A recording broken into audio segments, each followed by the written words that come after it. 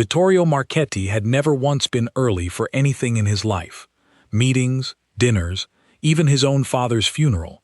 He had walked in late to all of them, because in his world, showing up first meant showing your hand first. But today he stood at the airport arrivals gate a full 40 minutes before the flight was due, cufflinks straightened for the 4th time, a bunch of white peonies going soft in his fist, because every time the sliding doors opened, his heart jumped, and every time it wasn't her, he squeezed the flowers a little tighter without noticing. He was a careful man. People who worked for him called him the Vault, behind his back, because his face never gave anything away. Not when deals fell apart. Not when men he trusted turned out not to deserve it. Not even the day his father died, when half the room was crying and Vittorio simply stood with his hands folded, looking like a man waiting for a bus. But today, waiting for a woman named Sabine, something in his chest kept doing small, embarrassing things. His stomach turned over every few minutes. He caught himself smiling at nothing. He told himself this was what love was supposed to feel like. This stupid, light, nervous feeling that made a grown man in an expensive suit stand in an airport clutching dying flowers like a teenager. He had said the word love to himself so many times in the last few weeks that it had started to feel strange in his mouth, like a coin he'd been sucking on too long, smooth, almost meaningless. But he wanted it to mean something. He wanted, for once in his complicated life, to walk towards something simple. The doors slid open again, with a soft hiss. Not Sabine. Elena. The peonies fell out of his hand and hit the floor. For a moment, his mind refused to accept what his eyes were telling him. Elena was supposed to be in another country. Elena was supposed to be a closed door, a decision he had made and never spoken of again. Elena was supposed to be the sacrifice he had made so that someone he loved wouldn't end up hurt because of who he was. But there she stood, pulling a small suitcase behind her, wearing a soft gray coat that didn't quite close in the front anymore, because her stomach had grown round underneath it. One of her hands rested low on that curve, the way women do when the weight has become a person they are quietly negotiating with. She saw him before he could arrange his face into something useful. For one long, terrible second, neither of them moved. Two people standing perfectly still while a crowd of strangers flowed around them like a river around two stones. Tori, she said, only she had ever called him that. His name was too heavy for most people to shorten. But Elena had never once been afraid of him, not the way everyone else was, and so from the very beginning she had trimmed his name down to something soft, something that belonged only to her. He opened his mouth. Nothing came out. He finally managed. Don't, she said. Not sharp, just tired, in the way a person gets tired of answering a question they have already answered for themselves 100 times, alone, in the middle of the night, staring at a ceiling that never answers back. He was doing math in his head that nobody had asked him to do. 6 months. It had been 6 months since the airport in another city. A different set of sliding doors, the same white peonies wilting in a different hand, back when it was her he was waiting for, and not someone else. 6 months since he had told her, in the flattest voice he owned, that men like him did not get to keep women like her. 6 months since she had taken 2 suitcases and left behind a silence that had followed him into every room he'd walked into since. He did the math again. It came out the same painful way twice.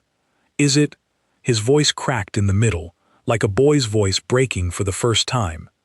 That's not a question you get to ask in an airport, Elena said quietly. Honestly, Tori, that's not a question you get to ask at all. Not after the way you ended things. You gave up the right to ask when you decided for both of us. He noted the correction. When you decided, and said nothing, because there was nothing honest he could say that wouldn't make things worse. Vittorio Marchetti had done many things in his life he wasn't proud of, but he had never once lied directly to Elena's face. He had simply chosen, very carefully, which truths to say out loud and which ones to leave buried. In his world, that wasn't lying. That was survival. But standing here now, watching her round belly rise and fall with each breath, the difference between the two suddenly felt very small and very cowardly. A stranger rushed past with a rolling suitcase, muttered an apology, kept moving. The ordinary world going about its ordinary business, 3 feet away from a man whose entire world had just quietly cracked down the middle. Elena adjusted the strap of her bag on her shoulder, a small, unimportant movement. He watched it like it was the most important thing he had ever seen, a hand resting on a hip, a bag settling into place, a body making room for a future that did not include him standing in it. Sabine's flight lands in 9 minutes, Elena said, glancing at the arrivals board like she was reading a grocery list. You should probably go stand somewhere she can see you, and maybe pick up whatever's left of those flowers. He looked down. The peonies lay crushed against the gray floor tiles, already browning at the edges, as if apologizing for dying too quickly. Elena, please. I didn't come here for you, she said, cutting him off gently but firmly. I have a connecting flight in an hour. I didn't even know you'd be standing right here looking like a man who just found out the sky isn't really blue. It was almost a joke. From anyone else it would have been. From her, it landed with something sharper underneath it. She began to walk. Not fast, not slow, the exact pace of a woman who had already decided, weeks ago, quietly, without needing anyone's permission, that she was done waiting around for someone else to catch up to her life. He didn't call after her at first. Some small, stubborn part of him, the part that had built an empire out of never showing weakness, held him in place. But then, without meaning to, he said her name again, Elena. She stopped walking, she didn't turn around.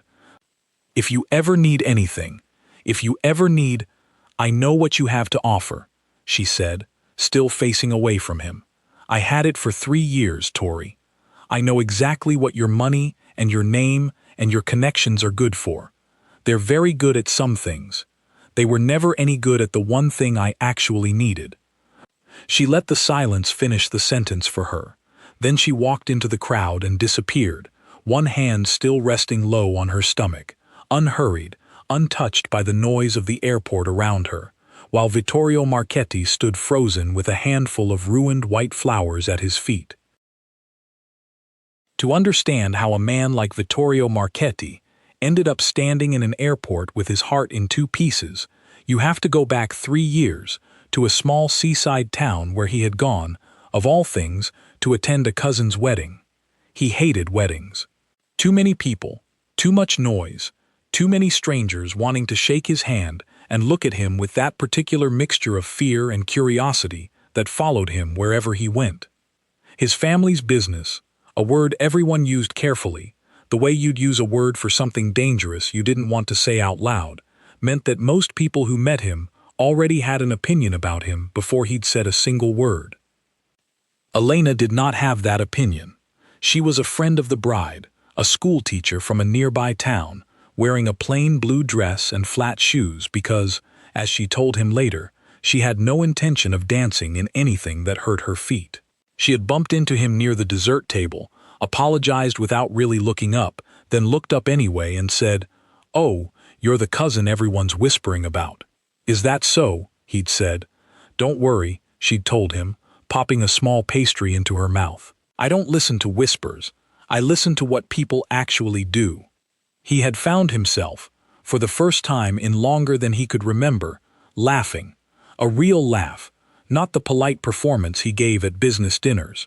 They talked for 3 hours that night, about nothing important. About her students, about the terrible cake, about a dog she used to have named after a soup she liked. She didn't ask him about his work. She didn't seem to care what his last name meant to other people. And when he walked her to her car at the end of the night, she'd looked at him and said, plainly, "I like you. I don't know if that's a smart thing to say to a man like you, but I'm saying it anyway." That was Elena. She said things other people were too careful to say. For 3 years after that, she became the one part of his life that had nothing to do with business.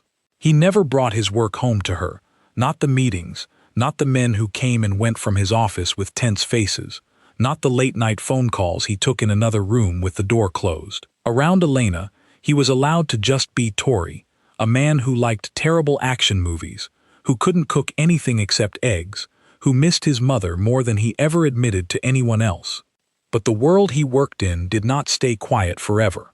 There were always people who wanted to hurt a man like Vittorio through the people he loved instead of through him directly, because that was easier and crueler, and it worked. A warning arrived one autumn, vague, unsigned, but clear enough that Vittorio understood exactly what it meant. Someone in a rival family had learned Elena's name, had learned where she taught, had learned her schedule, her street, the color of her front door. He never told her the details.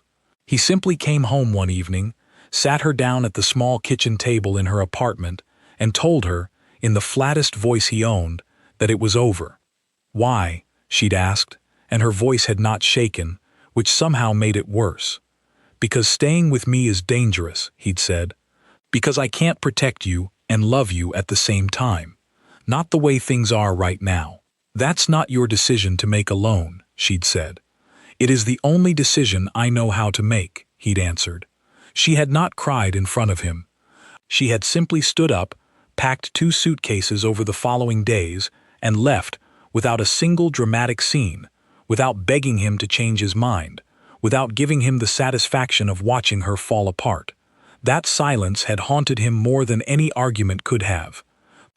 He told himself over and over in the months that followed that he had done the right thing, that a man in his position could not afford softness, could not afford to hand his enemies a target with a beating heart. He told himself this so many times that he almost believed it.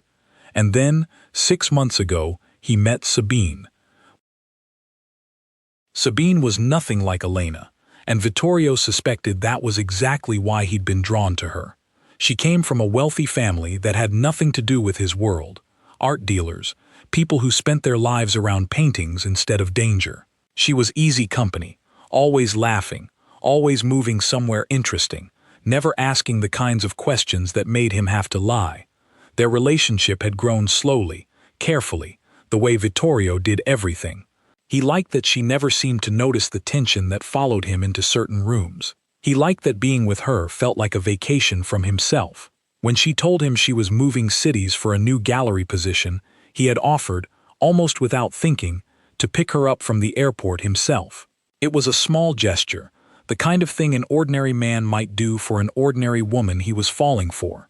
And Vittorio, more than anything, wanted to feel ordinary, even if it was only for the length of a car ride home. He had not expected the past to be waiting at the same gate. After Elena disappeared into the crowd, Vittorio had exactly 9 minutes to put himself back together before Sabine's flight landed. He picked the crushed peonies off the floor out of some strange instinct, though half of them were beyond saving, and dropped them into a nearby bin. He straightened his jacket. He practiced, silently, the shape his face was supposed to make when he saw Sabine, warm, open, delighted. When the doors opened and she walked through, sun-warmed from her trip, laughing at something a fellow passenger had said, she spotted him instantly and hurried over with both arms already reaching out. "You actually came," she said happily, wrapping her arms around him. "I half expected you to send a driver." "I wanted to see you," he said, and the words came out steady, because he had spent his whole life training his voice to stay steady no matter what was happening underneath it. But his smile, when he gave it to her, only used the top half of his face. The bottom half was still somewhere on a tiled floor near Gate 14, kneeling over a handful of ruined white flowers that nobody had bothered to fully clean up. Sabine, wrapped up in her own excitement about the new city and the new job and the new chapter of her life, didn't notice. Not that day. But over the weeks that followed, she would begin to.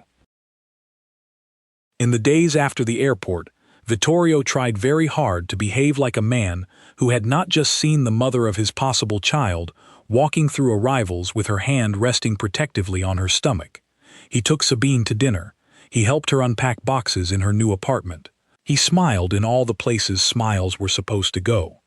But at night, alone in his own apartment, he sat by the window with a glass of something strong he never actually drank, running the math over and over again in his head. 6 months. The timing lined up too perfectly to be an accident, and too painfully to ignore. He thought about calling Elena. He picked up his phone more times than he could count, and set it back down every single time, because he did not know what he would even say. Was it mine? Felt too small a question for what he actually wanted to ask, which was closer to, did I destroy something I didn't even know I had the chance to keep? He had a man he trusted more than almost anyone, an old friend named Renzo who had worked alongside him since they were boys, who knew how to find out anything about anyone without asking a single loud question. Vittorio hated himself a little for what he was about to do, but he called Renzo anyway.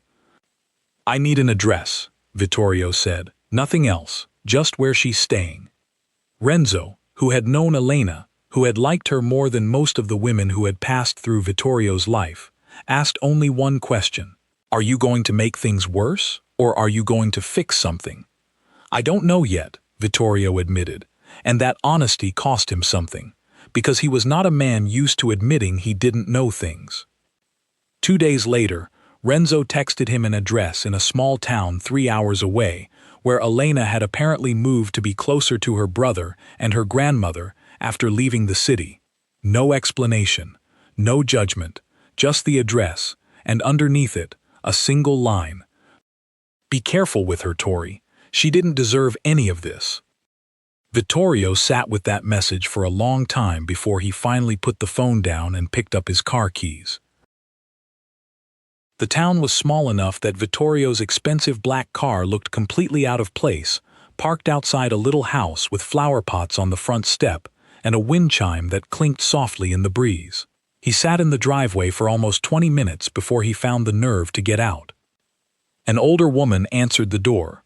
Elena's grandmother, he guessed, from the sharp, assessing look she gave him, the kind of look that said she already knew exactly who he was and exactly what kind of trouble he carried with him. She doesn't want to see you, the woman said flatly, before he'd even introduced himself. I understand, Vittorio said. I'd still like 5 minutes, if she's willing to give them. The grandmother studied him a long moment, the way you'd study a stray dog trying to decide if it was dangerous or just lost. Then she called over her shoulder, Elena, someone's here. Elena appeared in the doorway a moment later, wrapped in a soft cardigan, her hand instinctively going to her stomach the way it had at the airport. When she saw him, something flickered across her face. Not surprise exactly, more like exhaustion, the kind that comes from expecting a difficult conversation and finally having to have it. You shouldn't have come here, she said. I know, he said. I came anyway. She glanced back at her grandmother, who gave a small nod and disappeared into the house, leaving the two of them alone on the front step with the wind chime clinking softly between them. 5 minutes, Elena said, crossing her arms.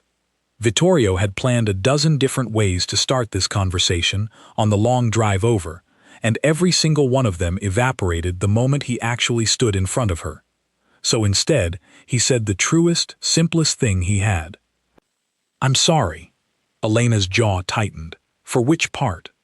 For leaving the way I did. For not giving you the choice to decide for yourself whether the danger was worth it. For assuming I knew what was best for you better than you did. He paused, then added quieter. And for finding out about this the way I did. In an airport. In front of someone else. Elena was quiet for a long moment, looking past him at the car in the driveway, at the town around them, at anything except his face. It's yours, she finally said. I wasn't going to hide it forever. I was actually planning to write to you once the baby was born. I just wasn't ready yet. I didn't want you showing up out of guilt or obligation. I wanted you showing up because you actually wanted to. I do want to, Vittorio said, and for the first time since the airport, his voice wasn't perfectly steady. I don't know how to be the kind of father a child like this deserves. I don't even know if I'm allowed to be, given everything my life still involves. But I want to try. I want to know you both. I want that more than I've wanted anything in a very long time. Elena studied him for a long moment, and Vittorio understood, in that silence, that trust was not something that could be rebuilt with one apology on a front step, no matter how honest it was. You can't just decide that today and mean it forever, she said finally. You did that once already. You decided something huge about both our lives in one conversation, and then disappeared for 6 months. I know, he said. I'm not asking you to trust me today. I'm asking for the chance to earn it, slowly, the boring way, showing up. Again and again, even on the days it's inconvenient, even on the days there's nothing exciting happening. I want to be there for the boring parts too, Elena, not just the big dramatic ones. Something in her face softened, just slightly, though her arms stayed crossed. That's a nice speech. It's not a speech. I've never been good at speeches. Ask anyone who's ever heard me try to give a toast at a wedding. A small, unwilling smile tugged at the corner of her mouth before she caught it and pulled it back. I remember that wedding, she said softly. You gave the worst toast I've ever heard in my life. I panicked, he admitted. Public speaking is somehow more terrifying to me than most things I deal with regularly. She almost laughed, then stopped herself, as if laughing felt like giving him too much too soon. You should go, she said, but there was less certainty in it now. Can I call you? Not today, not tomorrow. Whenever you're ready. I'm not going anywhere, Elena. Not this time. She studied him for a long moment, one hand still resting on her stomach, and finally said, Call my brother first. He'll decide if I'm ready to talk to you. It wasn't a yes, but it wasn't a door slamming shut either, and for a man who had just driven 3 hours not knowing what he'd find on the other end of it, it felt like something worth holding on to. Back in the city, Vittorio knew he owed Sabine an honest conversation, and he knew he could not keep putting it off simply because it was going to hurt someone he genuinely cared about. He invited her to dinner at a quiet restaurant, the kind of place with soft lighting and no other diners close enough to overhear. Sabine noticed his mood before he'd even said a word. You've been somewhere else for weeks, she said gently, once their drinks arrived. I thought at first it was work. Now I don't think it's work. It's not, Vittorio admitted. And then, because she deserved better than half-truths, he told her everything, about Elena, about the years before Sabine, about the airport, about the child that was his. Sabine sat very still through all of it, her expression carefully unreadable, in a way that reminded him uncomfortably of his own trained stillness. When he finished, she was quiet for a long moment. I appreciate you telling me the truth, she said finally. I really do. It would have been easier for you to keep hiding it, at least for a while longer. You deserved better than that, he said. I did, she agreed, without cruelty, simply stating a fact. I think I always sensed there was something in your life you kept locked away from me. I told myself it was just your work, the parts you couldn't talk about. I didn't imagine it was a person. A whole other life. I'm sorry, he said again, and it felt smaller this time, less sufficient, though it was the only thing he had to offer. Sabine gave a small, sad smile. You're not really sorry you have a child on the way, Tori. Don't apologize for that. Be sorry you didn't handle any of it well. Those are two very different things. He nodded slowly, absorbing that. I think, Sabine continued, you should go be who you need to be for them. I don't think that person has room for me in it. Not right now, and honestly, I'm not sure I want to be someone's second choice, even if I understand how it happened. You were never he started. I was, she said gently, cutting him off, not unkindly. Not because you meant it that way, but that's what it turned out to be, and pretending otherwise won't help either of us. She reached across the table and squeezed his hand once, briefly. Go be a good father, Vittorio. I mean that. I hope you figure out how. It was, Vittorio thought later, one of the kindest endings to anything he had ever experienced, and it left an ache in his chest that had nothing to do with anger and everything to do with the quiet loss of something that could have been good, in a different version of his life, at a different time. The months that followed were slow and awkward and full of small, uncertain steps. Elena's brother, whose name was Teo, called Vittorio exactly once, mostly to tell him, in blunt terms, that if he hurt his sister again, there would be consequences that had nothing to do with money or power. Vittorio, strangely, respected him for it. Elena allowed him back into her life carefully, in small pieces. First, a phone call every few days, just checking in, nothing heavy. Then a video call, where she showed him the little room she was preparing for the baby, painted a soft yellow because she hadn't wanted to guess at a color that only belonged to one gender. Then, finally, an invitation to visit again, not as a man asking for forgiveness, but simply as a father coming to see how things were going. Vittorio kept his promise about showing up for the boring parts. He drove out for doctor's appointments whenever Elena allowed it, sitting quietly in waiting rooms full of magazines he never read, listening carefully to details about vitamins and sleep schedules and things he'd never once had to think about in his entire life. He learned, slowly, how to be useful in small, unglamorous ways, assembling a crib with instructions that made no sense, learning which foods made Elena feel sick, and quietly removing them from the kitchen before she even had to ask. He did not push for romance. He understood, even without being told outright, that trust rebuilt itself in its own time and could not be rushed by wanting it badly enough. Some evenings, after long days, he and Elena would simply sit together on her grandmother's porch, not saying much, just existing quietly in the same space, and Vittorio found that this simple, undramatic closeness was somehow more valuable to him than anything his business had ever handed him.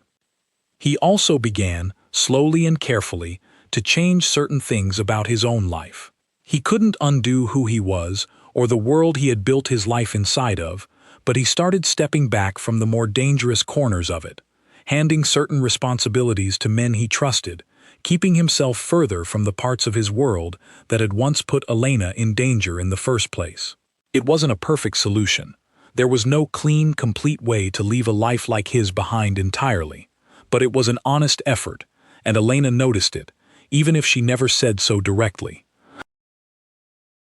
The baby arrived on a rainy evening in early spring, 3 weeks earlier than expected, in a small hospital not far from Elena's grandmother's house.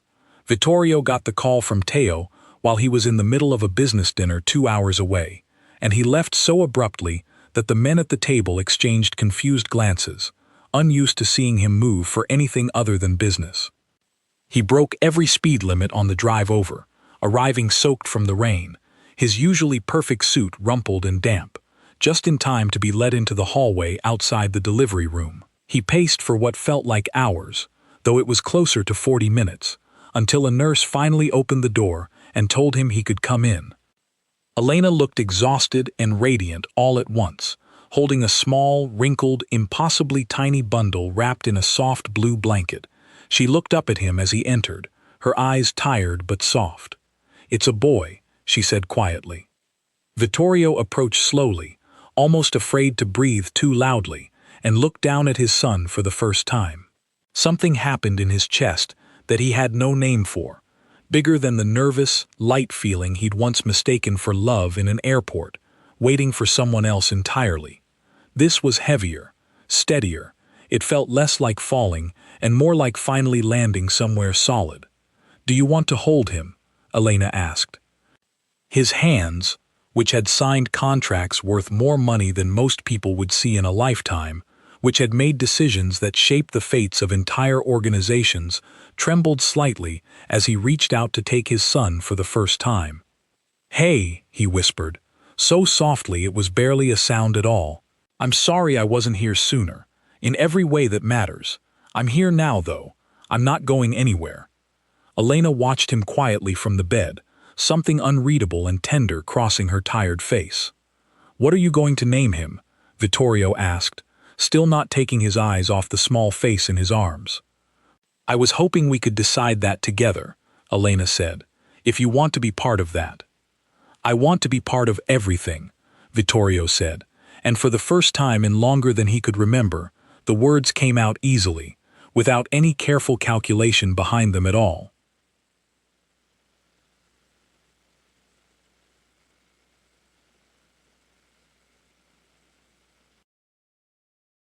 They named him Marco, after Elena's father, a man Vittorio had never met, but whose photograph sat on a shelf in Elena's grandmother's living room, kind-eyed and smiling, in a way that reminded Vittorio, oddly, of the way he hoped his own son would one day look at him. The romance between Vittorio and Elena did not return quickly, and it did not return in the same shape it had been before. It grew back slowly, over many small months, built out of shared exhaustion at 3 in the morning, out of quiet jokes about sleepless nights, out of the steady, patient work of two people learning to trust each other again, from the ground up, rather than trying to rebuild something broken exactly as it had been. A year after that day at the airport, Vittorio stood once again at a set of arrival gates, though this time he was not there to meet anyone off a plane. He was there dropping Elena's grandmother off for a trip to visit relatives, with baby Marco balanced happily on his hip, chewing thoughtfully on a small stuffed rabbit. Elena stood beside him, her hand slipping naturally into his the way it once had, years ago, outside a wedding neither of them could quite remember all the details of anymore. "You're smiling with your whole face today," Elena observed, glancing up at him. "Am I?" Vittorio asked, genuinely surprised. "You are," she said. "It's a good look on you." He looked down at his son, then at Elena, then at the ordinary, chaotic, beautiful noise of the airport around them. Strangers rushing toward flights, families reuniting near the gates, a whole world of people arriving and leaving and finding each other again in the middle of it all. For the first time in a very long time, Vittorio Marchetti did not feel like a man waiting for something to go wrong. He simply felt, standing there with his family beside him, like a man who had finally, after everything, arrived exactly where he was supposed to be.